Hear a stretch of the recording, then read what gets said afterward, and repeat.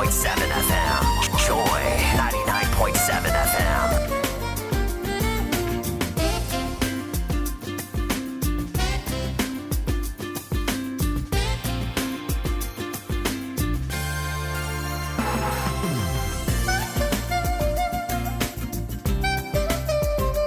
Joy 99.7 FM.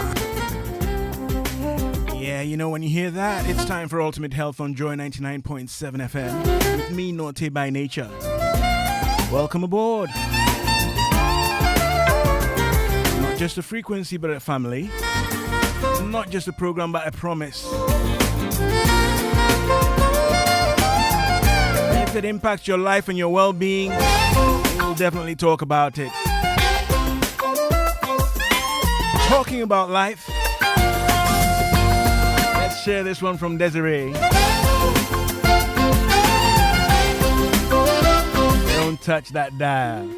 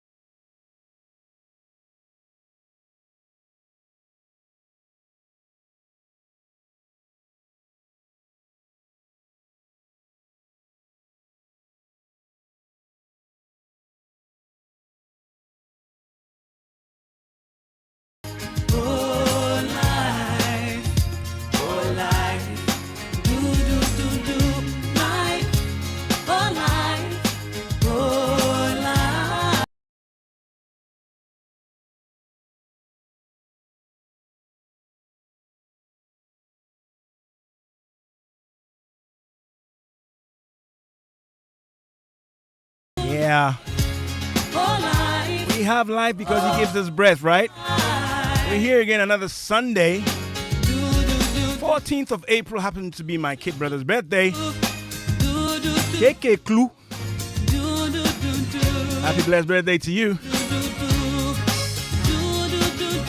Welcome aboard. Last week we started talking about prostate health and prostate screening with our guests from Sinel Specialist Hospital in Tema. Today we continue. Welcome aboard.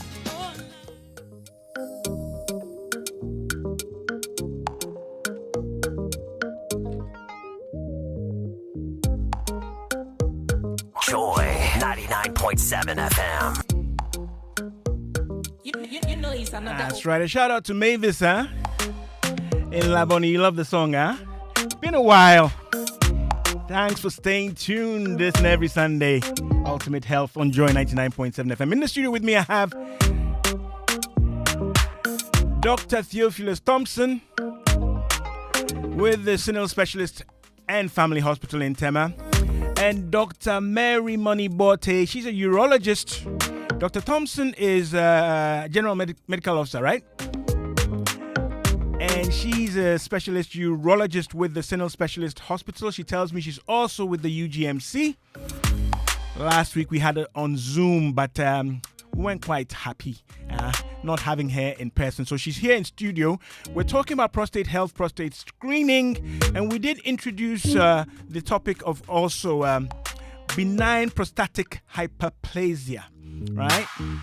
So join us. WhatsApp is 055 11 11 997. We're live on Facebook and YouTube. We are continuing our education on prostate health. Docs, you're most welcome. Thank you. Good to have you. Interesting pair. Mm-hmm. Yeah. Doc Bote, good to have you in the studio. Thank you. Right, and thanks for joining us and helping us on Zoom last week. So last week we learnt a bit about the prostate, what it is, where it's located, what it does, and basically what it does, especially when it's in good health. Right? Yeah. And then we started talking about challenges with the prostate. Theophilus, you want to give us a recap? Yeah. Prostate? So we basically talked about what the prostate is important, about providing some fluid that helps in the vitality of the sperms. Okay. We also talked about some of the diseases that affect the prostate. We narrowed it down to benign prostatic hyperplasia, where we talked about a mismatch between cell turnover causing the prostate to be bigger than usual, and it having effect on urination. Dr. Bote also helped us with some of the symptoms that we're looking out for, and also the reason why we should even be screening. And we talked a bit also about prostate cancer here and there. But our main focus was on benign prostatic hyperplasia. Right. Yeah. Okay. You talked about an imbalance in cell turnover. Yeah. Right? Yeah. We're talking about an enlargement of this gland. Yeah. Right? And when you say cell turnover, means that over time we lose some cells. Yes. And new ones have to replace those lost cells. So when there's an imbalance and we're not losing as many. Yes, and as many as are being created. Right. Yeah. Then we get this enlargement. Yeah. Okay. Dr. Bote, let me come to you because, of course, we learned last week that we're talking about an enlargement which is deemed clinically benign and therefore non-cancerous. Can we distinguish, because most of our listeners were very quickly galloping to prostate cancer, right? Because they could not perhaps delink the prostate and cancer. If health professionals are talking about prostate, then automatically it's cancer. So we said this is benign, non-cancerous enlargement of the prostate. Yes. Then we should be happy and leave it alone. Or unfortunately, it causes symptoms to the patient, which we try to explain that they were called lower urinary tract symptoms. That the patient complain of due to the fact that the prostate was enlarged. So yes, it's benign, it's not cancerous, but it causes discomfort due to the bothersome symptoms they cause to the patients. So it's important to know about it and recognize it and treat it. Right. So your prostate is just below the bladder and at the neck of the urethra. Yeah?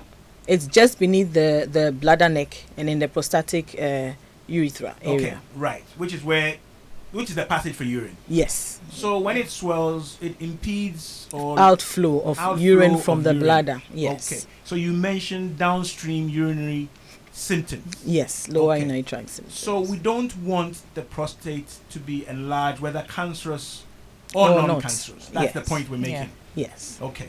So when your prostate is enlarged, there will definitely be problems or symptoms. That differs from person to person. Okay.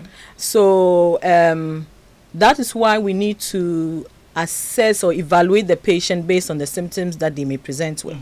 Like I gave an example last week, the normal prostate size is about 20 grams. Okay. So anything beyond that, someone's prostate may be about 30 to 40 grams and may have all the symptoms of the enlargement, which mainly are straining on urination. Okay. When they go to the washroom, they may have hesitancy, where it takes a while before the urine actually starts, Right. and intermittency when they start urinating and then there's a break and it continues afterwards. Okay. And then frequency, about almost every few minutes they have to get up to go and use the washroom. Usually because some of them complain of an incomplete emptying of the bladder. They feel that there's some of the urine still left within the bladder. Right. You finish urinating, you still feel that there's Some still left. but it's not coming And it's not coming. because of the challenge the enlargement places on the urethra. Yes, yes. So then they have to use the washroom repeatedly, and that can be extremely bothersome at night. Okay. So they are not sleeping at night, and that's what we call nocturia Okay. in these patients. So when they present with some of these symptoms, you'd want to evaluate them further and then determine that it's benign and not cancerous. Okay. And then we go on with the treatment of benign prostate Okay. hyperplasia. Right. Quarter Joy past the hour. 99.7 FM. Quarter past the hour of 2 on Joy 99.7 FM. The program is Ultimate Health, your ultimate guide to healthy living. We're talking about prostate health and prostate screening. I've got a urologist in the studio, Dr. Mary Money Bote. The money chokes me a bit. I'll say Dr. Bote, right? Dr. Bote, she's a specialist urologist with the University of Ghana Medical Center and also the Sinal Specialist Hospital in Tema. Next to her, or alongside, we have Dr. Theophilus Thompson. He's a General Medical Officer with the Sinal Specialist Hospital, and he's directly in charge of their screening program. I'll talk a bit about that and then come back to talk a bit more about the benign prostatic hyperplasia and other things with Dr. Bote. If you have any questions, concerns, WhatsApp is 055 11 11 997. We're live on Facebook and YouTube. Joy 99.7 FM. So, Dr. Thompson, last week we kind of emphasized or highlighted this screening program that you're encouraging men to, should I say, take the opportunity to come and have their prostate and their prostate health screened. Yeah. Right. Very quickly, what does this entail?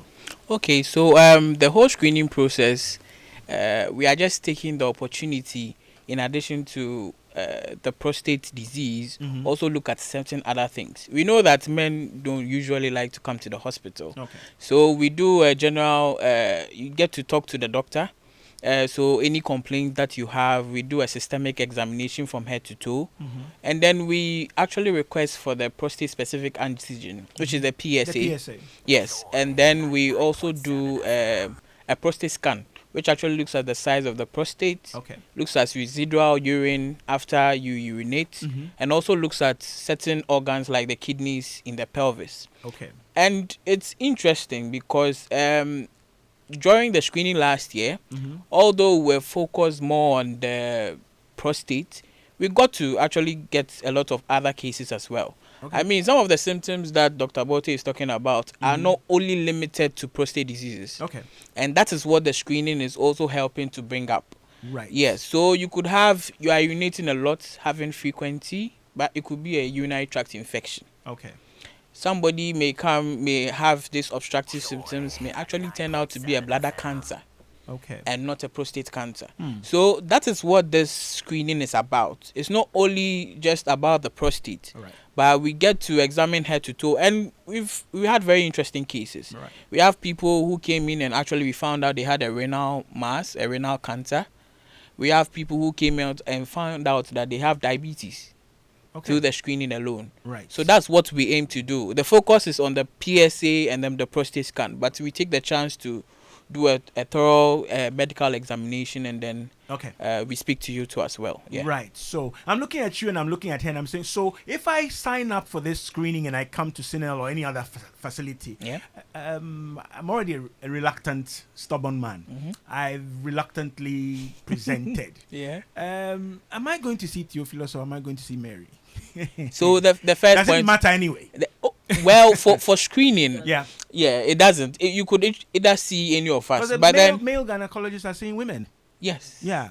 But Yes. yeah, I know the men will be listening and say, hey, Charlie, the things the guy is mentioning. Yeah. So it doesn't matter. It doesn't matter who you see. as Yes. in sex or Yeah. gender. Yes. Right. Yes. Okay. But we just make sure that at least we get to see a whole lot of people, and then we target for specific groups people that will go and see the urologist further. Okay. And sometimes you may have to actually bring in the other specialties as well. Okay. As I said, although it's mainly on the prostate, we get the chance to Right. actually look at other things as well. Okay, Yeah. folks, if you're hearing this, you're on Joy 99.7 FM. The program, as every Sunday afternoon, is Ultimate Health, your ultimate guide to healthy living. We're talking about prostate health and screening with our guests from Sinal Specialist Hospital, Dr. Bote and Dr. Thompson.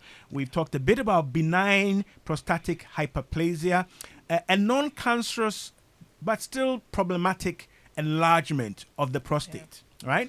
And it comes along with its own downstream symptoms, okay? If you have any questions about that and prostate health, WhatsApp is 055 11 11 997. We're live on Facebook and YouTube. We're also talking about this program that seeks to encourage men to present and have themselves screened with a focus on the prostate, but a wider spectrum of assessment which men need. And if you want to ask questions about that, you're welcome to do that as well.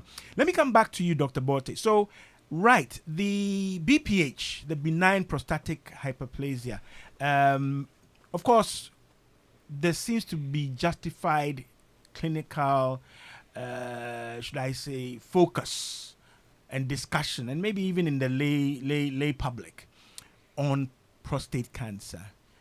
How common is the BPH? It's quite common. Like I said the other day, beyond age 40, the prostate gland starts growing bigger in men. So you can determine from that you can look at the population of men above age 40. Right. And you can determine some people may not present with these symptoms up until 50. But certainly, if you take a cohort of people beyond that, you find that some have the prostatic enlargement without symptoms. Okay. And some, so it's important. We are not treating everyone with prostatic enlargement. Okay. It's those who have prostatic enlargement and have the symptoms of the disease. Okay. Because we know it's a normal trend in men above 40 for the prostate gland to grow bigger than its normal size. So unless it causes bothersome lower urinary tract symptoms, and indeed some of the complications that may ensue from that, that's the reason why you need to see these patients and sort of screen them and find out. Because to stray a little, some of the complications some patients may come in with signs and symptoms of renal failure. Okay. And that may be as a direct result of prostatic enlargement and obstruction to bladder outflow. So it's important to note these. And some people may just be coming with recurrent infections in the bladder. Okay. So they have recurrent UTIs, and it's just because they are not emptying their bladder as they should. But if you don't evaluate them, take a history, do some of your lab investigations like a full blood count, a renal function test, you may not pick up some of these things. And a urinalysis, you may not pick it up. So it's important for men above age 40 to be screened, especially when they have these symptoms. Okay, so if you have these symptoms, difficulty urinating, you are straining when you're urinating, you're getting the sensation that there's still more, but it's not coming, or you're in the position, you're ready to download, but it's not coming. That is what Dr. Borte described as hesitancy.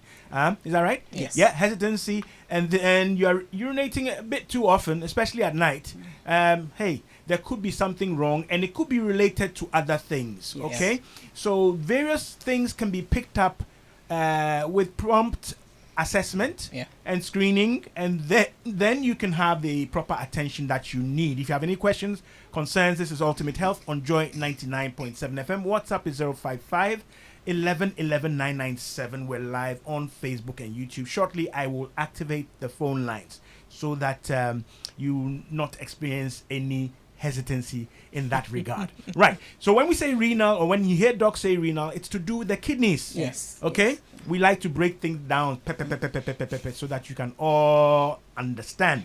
Right. So we've understood that with time and age, the prostate will enlarge.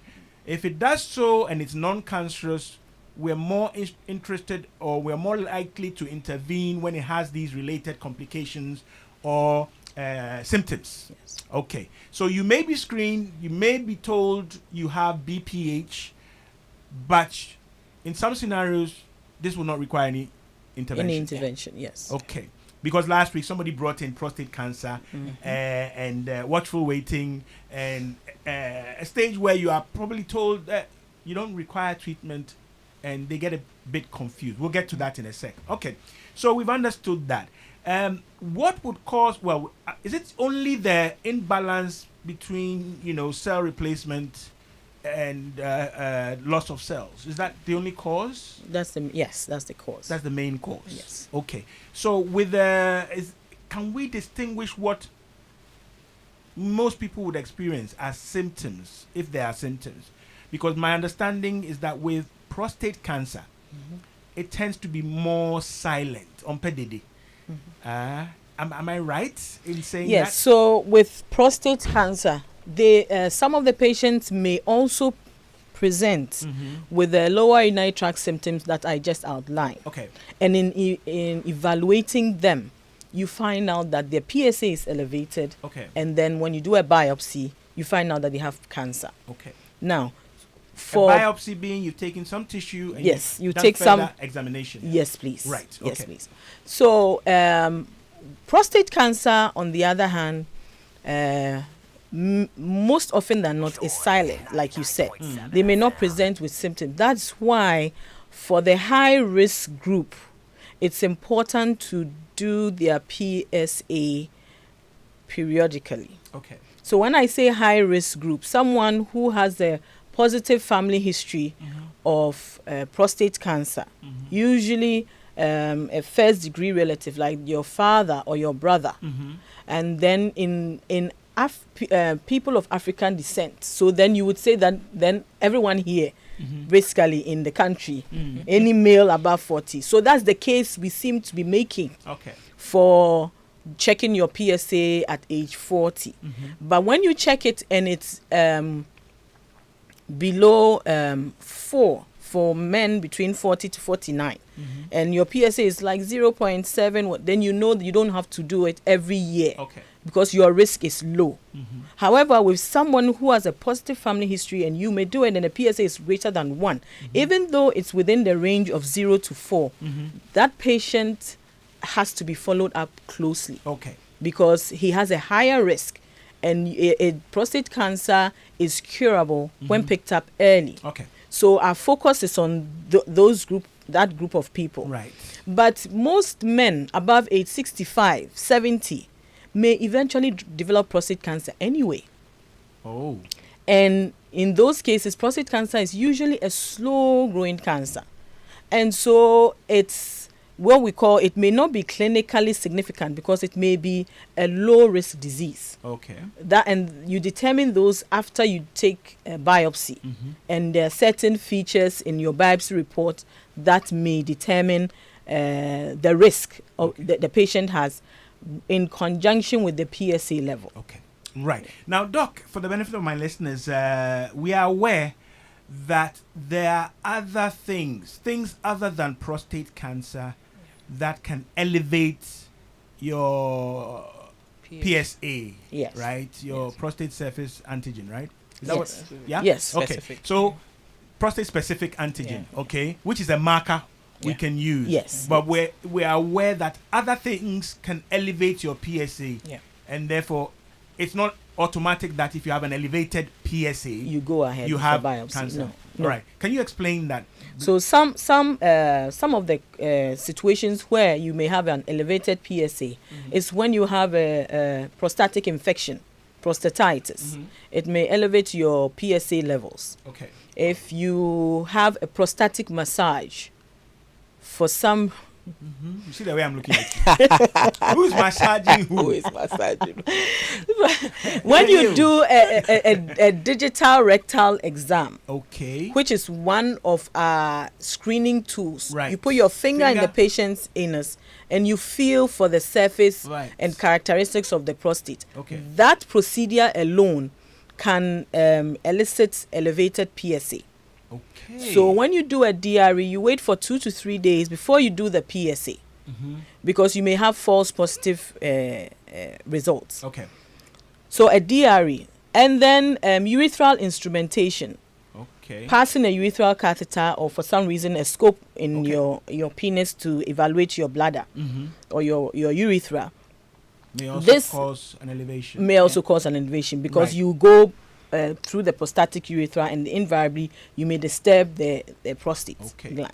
So that can also lead to elevated PSA. Right.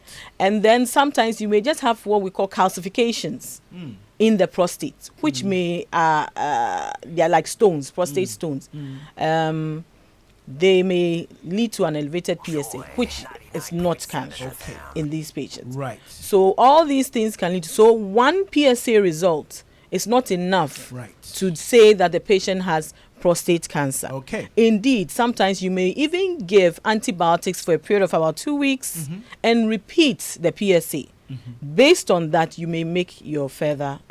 Okay, folks. So don't go charging for PSAs and then self-diagnosing and then giving away property and things, thinking that you are done, right? This is a conclusion, a diagnosis performed by a professional with the requisite qualification experience. That's why I'm being a bit pinicky and picky about the explanation. You probably think, oh, last week you said this. Why are you doing it again? Because I know people would not like to go and sit in front of Dr. Thompson or Dr. Botte. They will go to a lab, do a PSA, and then start associating it with something which happened to a friend, a relative, or other hearsay stuff. That's important. Is also deadly, right? Yeah. That is also deadly. That's why we make it our business to break it down so you understand. Okay, so you are taking into consideration all of these things before you advise, before you decide on an intervention. Yes. And a lot is premised on an initial screening and evaluation, which looks at all these systems and all these structures to see if they are okay. Yeah. Right? Yeah. Okay. If you have any questions, concerns, WhatsApp 055 11 11 997. I'm seeing a couple of them already. And shortly I will activate the phone lines. Kwame in Togome says, please ask the health experts to discuss. He's trying to shape my program for me. Discuss the role of regular sex in keeping the prostate healthy. Right? Let's note that. Let me read a couple more. Yeah. The role of regular sex in keeping. So he's already making or pushing an assumption, right? And asking you to discuss or perhaps give more clarity. This one says, I feel, Nana Kofi says, oh, where is it now?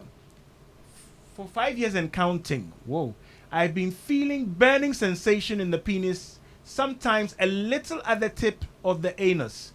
A lot of tests and antibiotics prescribed by a urologist have been taken, but to no avail. He says for 5 years and counting, still counting. So more than 5 years. The last test was cystoscopy, to which the doctor says everything is fine, but my headache persists because I shouldn't be feeling this way.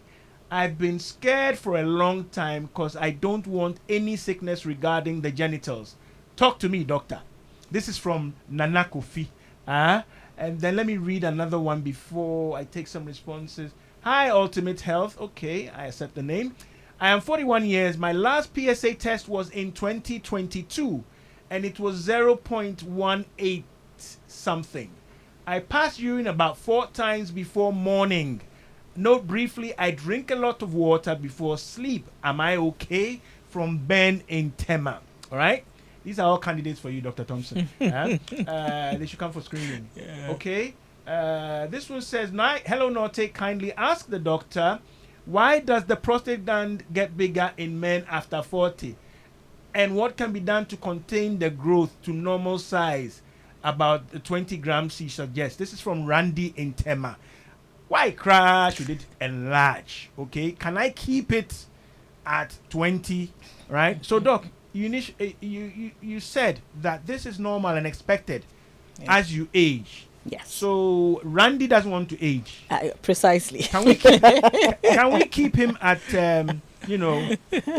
toy boy stage? Can you stop the prostate from going through its normal processes? No, you can't. It's like asking why do women get to menopause. Okay. It's something you can't go.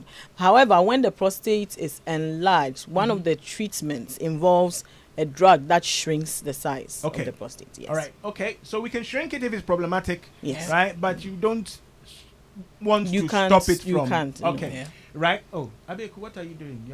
You're causing trouble. I was going back to some of the stuff I read. All right. This gentleman says his last PA was 0.18. Yeah. He's passing a lot of urine before morning. He drinks a lot of water. He wants to know if he was okay. Last PSA was in 2022. He's fine. His PSA of 0.18 is very normal for his age. Okay. Besides, if he's drinking water at night, he would definitely get up to pee. Okay. So cut down how much you drink at night. Okay. Yeah. Right. Let's come to Nana Kofi.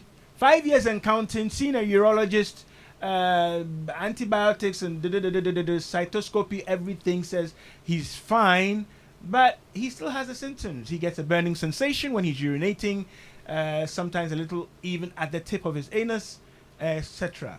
What do you have to say to Nana? So, like we said, one of the causes of elevated PSA was prostatitis. Mm-hmm. Now, the prostate gland is like a sponge. Mm-hmm.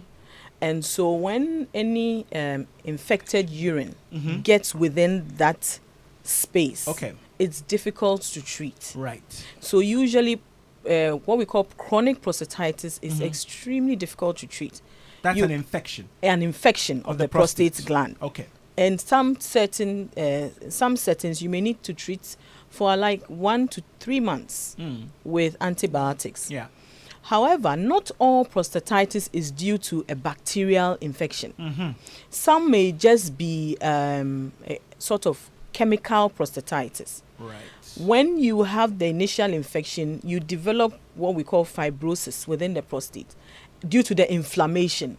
So there's chronic inflammation with no identifiable bacteria. Okay. So you have the symptoms of inflammation of the prostate, but there's no bacteria to target it. Okay. So often you give them painkillers on and off to try and soothe the symptoms, but it's rather unfortunate. Sometimes you can't treat it. Okay. Some people may go for prostatic massage of the prostate. It soothes it sometimes, but sometimes you just can't treat it. All right. So it's not that his urologist, if it is off point, has deviated. No. Right. No. Okay. Right. I forgot the name. I think it was Ben. Somebody was asking about the role of sex in maintenance of a healthy prostate. You see, in all the talks that we give, when we bring that days, up, that's Doc, all that sticks with them. That's all. These days, Doc, when you say sex, people have different, but let me restrict this to sexual intercourse. Yes. Of the kind we know. Yes. All right? So he's asking the role of sex. Does sex frequency, or I don't know, what is it about sex and the prostate? Okay, so because actually just yesterday there's a video of a urologist giving a talk at a church, and he makes this linkage. Yeah. Right? And I know on certain platforms people like sharing this. It means tell it do more. Right? So can you clarify for us, Doc? Yes, it's true. There have been some studies that have compared men who have had regular sex earlier in their life. Okay. Less than age 40. What is regular? Regular sex. So in this instance, we are talking about 21 ejaculations in a month. So we're talking about ejaculations. Yes. Right. 21. Ejaculations. Right. Regular ejaculations. In a month. Right. In a month. Yes. So like 21 of them in a month. And you do that regularly over time. The studies showed that compared to men who don't get that amount of ejaculations per month, those who had about 21 ejaculations or more in a month, who were followed up later on in life, they had a lower risk for developing prostate cancer. Okay. Why? We don't know. But there's that linkage. You're keeping the prostate busy. Oh. Probably emptying the prostate over time. So Yeah. there's a congestion and things don't go on in there. So the science behind it specifically is not clear. Right. But it's been associated with that. So in all talks that I do or I come up with, almost all men, they want to go down there. They want to go there. And the men who are asking these questions are in their 60s and sort of. So unfortunately, that ship has sailed. Old black stars. No black stars. They want to play. All right, but thanks, because you see, it's important. When you break it down to ejaculations, because people are saying, well, have more intercourse and so on and so forth. I guess if you have intercourse, you ejaculate. Yes. Right? Okay. So that's where people, they are going there for other reasons. Hi, I'm Jijo from Dodua. I've not seen my menstrual cycle from last month to date. What might be the problem? All right. And you want us to, I always make this clear, right? Nothing will substitute, replace seeing a qualified professional. Yes. Okay. So, Jijo, we can't tell you anything. We don't even know how old you are. We don't, And of course, you could be pregnant. All right. You haven't told me you are not active, in quotes, and so on and so forth. So, rather than hazard a guess, I would say, Dodwa, there's a very good hospital there, right? Present at the hospital, have yourself examined, right? From last month to date, dearie, what are you waiting for? Right? It could be a baby, but it could be something else. So, kindly present at a facility and, have yourself checked out and find out why it has stopped. My assumption is that prior to this, you're 38 and not married. It still doesn't prevent pregnancy. But, docs, do you want to say anything? No. Right? Oh, No? I think just like you said, doesn't substitute the consultation. No, she's typing, so we are in consultation. All right?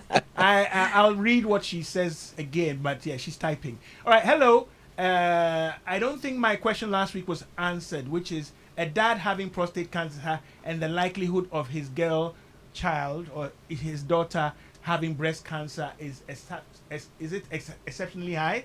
Is there a relationship? Dede in Maryland is asking this again. Yes, so there's this gene called a BRCA2 gene, which has been linked with breast cancer and recently with prostate cancer as well.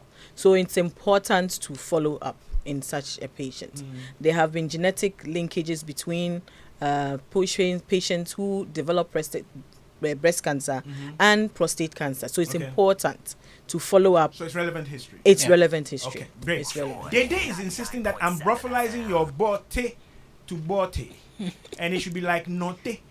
Have I committed any such crime? Because a lot of people now pronounce these, and Dr. My husband says it's bote. Bote. So Dede. Oh, no, I'm very careful with some of these things. So I am. But everything goes bote. Oh, it's the same. And I am naughty by nature. Dede, my good friend. I love you to bits, okay? Is it Dede or Dede? Right. This is said. Okay, the lady says, Jijo from Dodua says she's 38 and not married. I've checked it. Please. And nothing necessarily was said. Okay, so I guess she's suggesting she's been to hospital. I could note the number. I'll see if I can get some details and then direct her. Yeah. All right. But thanks for sharing, Jijo. I almost called you Dede, and I almost put you in Maryland. Jijo from Dodua shares that. Okay, we're trying to come back on focus with the BPH. Somebody is sending me a video. I wonder why. Okay, it's not for us, huh? Okay, right. So coming back, BPH, right? If it's identified, what will be the next steps? If I do have BPH and it is causing some of the symptoms you talk about, what will be done for me? So first of all, we have what we call medical treatment. Okay. So we start with medical treatment. We would give you an alpha-1 blocker, alpha-1 adrenergic blocker, usually tamsulosin. So these are drugs. These are drugs. Oral. Oh. Yes, oral drugs. Okay. So would give you tamsulosin, which you take at night, and usually it improves the urine flow. Okay. During the night and the day as well, and it prevents the progression of the disease. Okay. To where you may go into acute retention of urine. Right. Sometimes people need just that, and it will help. Okay. To deal with the symptoms. Some people may, however, not respond to just the tamsulosin, so they may need another drug, which is usually an alpha-5 reductase inhibitor. Alpha-5 reductase is an enzyme that converts testosterone to the active form of testosterone, which is the male hormone, which is dihydrotestosterone. And the prostate responds to testosterone stimulation. Okay. So the more testosterone you are getting, the quicker and faster your prostate grows. All right. So if you block that enzyme, the active form of the testosterone doesn't act on the receptor cells in the growth, and then eventually it shrinks the prostate over time. Okay. All right. Please, as you listen to a qualified and experienced professional talk, do not be deceived by anybody who says, I have something that will shrink something. I hear it too often, right? Yes. Somebody says, oh, urologist cry, they'll charge you this and you do test. Drink this, it will shrink, right? I have lost a good friend, a plumber, an electrician or whatever, because he was treating prostate something somewhere, all right? That is why I'm very stern on these things. Because you've heard a doctor say it on my program that the enlargement can be reduced and put into some form of remission, and you hear the word shrink, then somebody cashes in on that word and says they have something that will shrink. Yeah. If they are not qualified, please tell them me. I said, don't mind them. Okay? All right. Phone line is 030-221-6541. 030-221-6541. WhatsApp is 055-11-11-997. I'm continuing my discussion on prostate health and screening with doctors from the Sinel Specialist and Family Hospital in Tema. Dr. Theophilus Thompson is a general medical officer. He's handling directly the prostate screening program. And Dr. Mary Money Bote is a urologist with the same facility. She also practices at the University of Ghana Medical Center. 030-221-6541. Ultimate Health with me, Nortey by nature, on Joy 99.7 FM. Dede, if you call us one of these days, I'll let them hear your slangs. Though you're in Maryland. Okay. Right. Any more questions there? Yes. Hello, Nortey. What does it say? Please, can vasectomy help with enlarged prostate? Hey, Hilda. Hilda from Ibri wants to do some snip and tie. Something's happened to my headphones. Yep. Okay. So Hilda is asking vasectomy and prostate enlargement. She's seeking to see if that can be a solution. Solution to prostate enlargement. Okay. Hilda,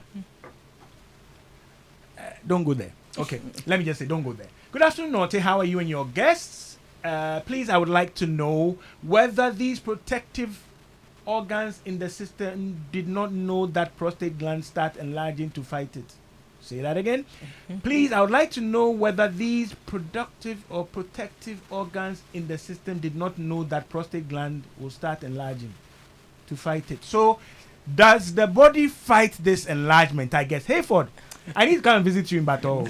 Some of your questions really interest me. But essentially, I think he's asking, can't the body detect that something is going wrong and do something about it, Doc? No. No? All right, Hayford. So that is why God gave us all these physicians. Good afternoon, crew. My mom is facing a problem. She used to urinate, but only gets a small drop. This is urinary problems in a woman. Yeah. Are you still the plumber for that? Yes. If it's a woman? Yes. Oh, so okay. it can be one of so many things. Mm-hmm. There's obviously bladder outlet obstruction. Mm-hmm. So she needs to be seen by a urologist or first a gynecologist. Okay. And if there's anything, sometimes when females have cervical prolapse, Okay. or prolapse of their So it drops. uterus, Yeah. so it drops and forms a blockade Mm-hmm. to the outflow of urine. Mm. So sometimes all they need to do is surgery to lift it up. Okay. Or that. All right. Sometimes to their bladder neck is also quite tight. Okay. So all these things need We to can be look at that addressed. for your mom. Okay. Yes. Jijo Indodua, right, who has the menstrual challenge, says she knows you. You were part of a team that performed surgery on her dad at UGMC. You've laid hands on her dad, right? Okay, right. Jijo, we'll see how we can figure out your. We have a caller. All right. So we'll see how we can figure out what is the issue there. You know, Dr. McCarthy, he is also a plumber down there when it comes to the women. So we'll look at that. Please, is ejaculation the same as masturbation? From KK. All right. Is ejaculation the same as masturbation? No, they are not the same. Uh-huh. But one leads to the other. Right. And ejaculation is not just by masturbation. Right. Yeah. Okay. You ejaculate because you've masturbated. Yes. Self-stimulation Yes. of your genitals Yes. is masturbation. Yes. Right? Yes. What happens or what is produced is the ejaculate, and the process is the ejaculation. Yes. Okay? Yes. Right, KK. Please, I'm not a specialist in masturbation. I'm just answering your question, right? Before you go telling people that Charlie Nortey. Right. This is from somebody in Zebula. I am 54. Good afternoon, Ultimate Health. I'm 54 years. The last time I checked my PSA was in March this year, and it was 0.81. I have developed an inflammation of the perineum, and it is making me so uncomfortable that I don't know what to do.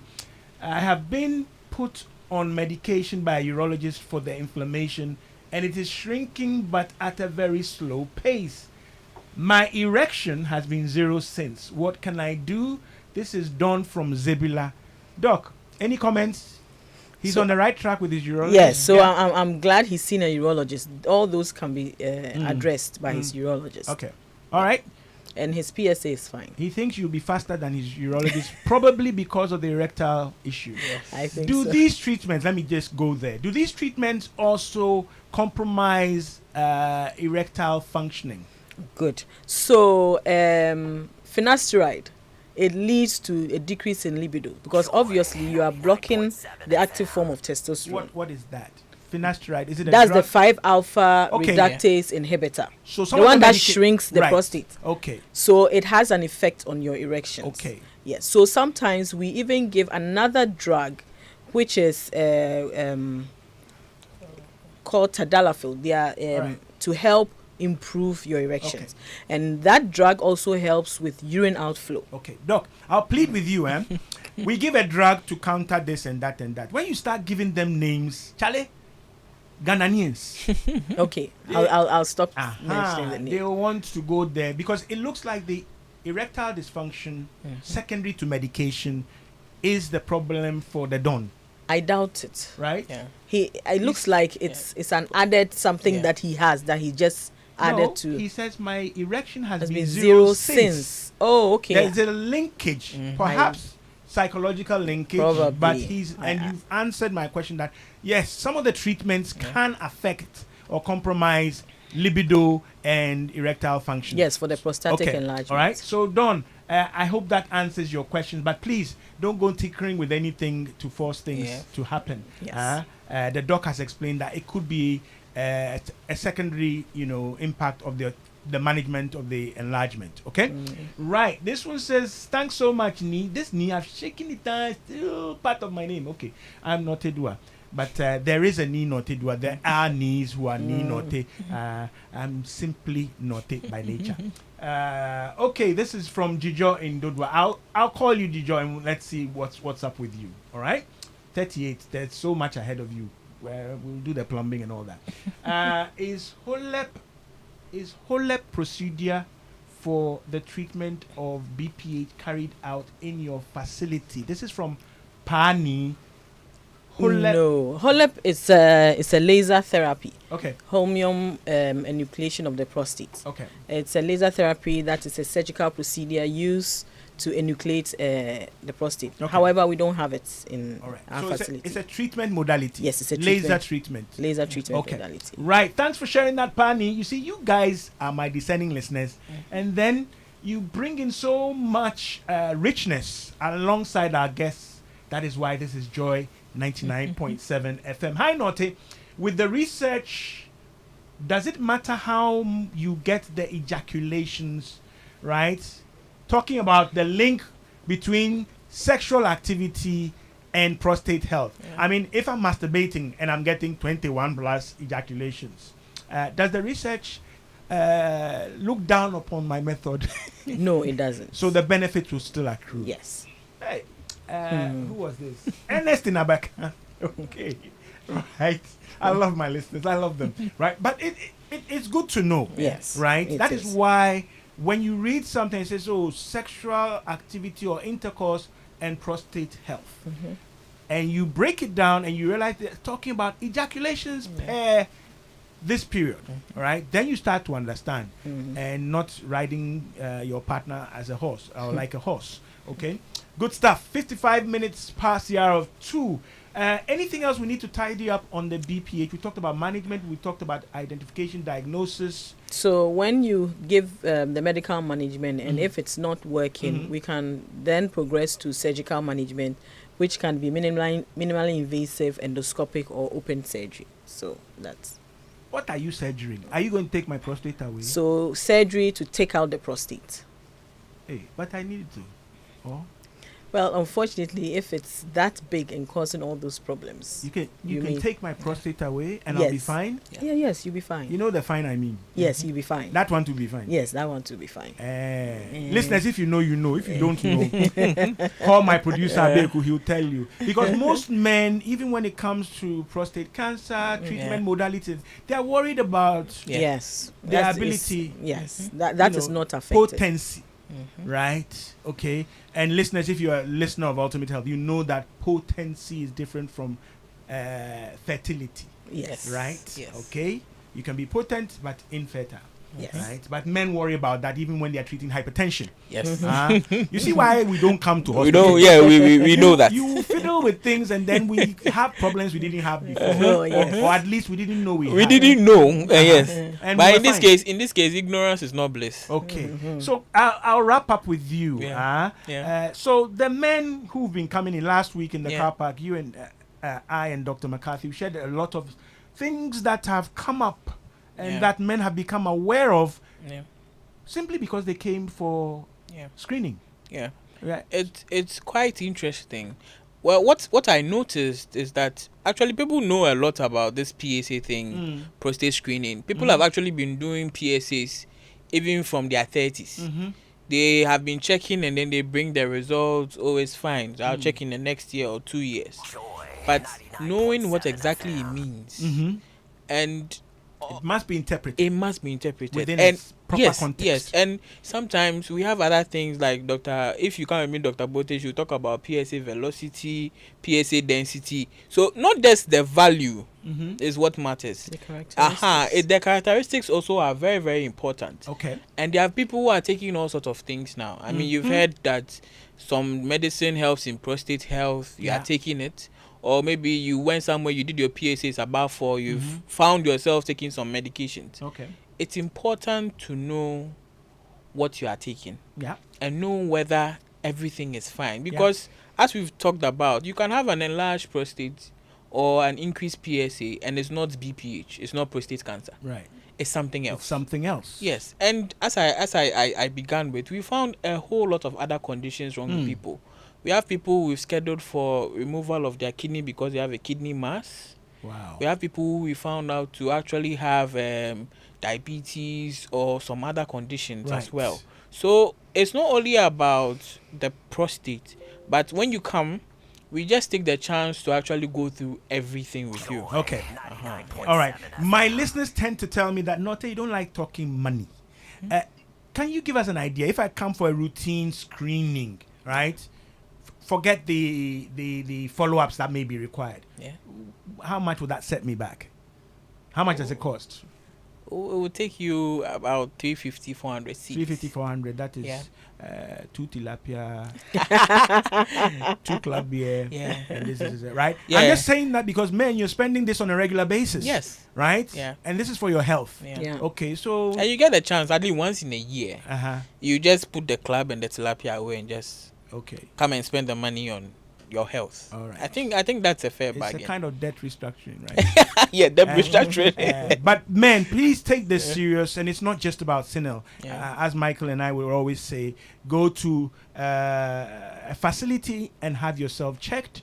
If anything is found, the appropriate referrals will be made. Yes. The person finding it may not be the person managing it. Yes. Okay? So we do assessments to collect information for a purpose. The purpose is important. Yes. Don't just collect the information and have a folder of your own with all sorts of results you've done nothing about. Yeah. Doc, you're smiling, Doc Bote. Anything you want to leave our guests with? So like you said, it cannot be overemphasized. You need to go to a qualified medical practitioner to interpret your results for you. I have patients who come in and have obviously high PSAs, which needs to be further evaluated, and they tell me they have a drug that reduces the PSA. Some will tell you they're drinking coconut water. Some are Have you eating heard that? cassava and stuff too. Okay. So the fact that your PSA goes down doesn't mean that if there's cancer there, it's gone. It's gone. When you haven't done any treatment. All right. So it's very important. Okay. It's non-negotiable. Great stuff. It's been a pleasure having both of you. And please, none of these things are negotiable, right? Yes. And sometimes some of you go for things that, push back your symptoms. So you are able to urinate and all that. If it is cancerous, please, the cancer is still there. Yes. Right? Yeah. Be mindful. Yeah. Many thanks, Dr. Bote and Dr. Thompson. Many thanks to my producer, Abeku Sankofi. And, of course, to you, my discerning listeners. I mean, Charlie, some of your questions, I'm going to start giving awards to some of my loyal listeners. Dede in Maryland, Hayford in Bato.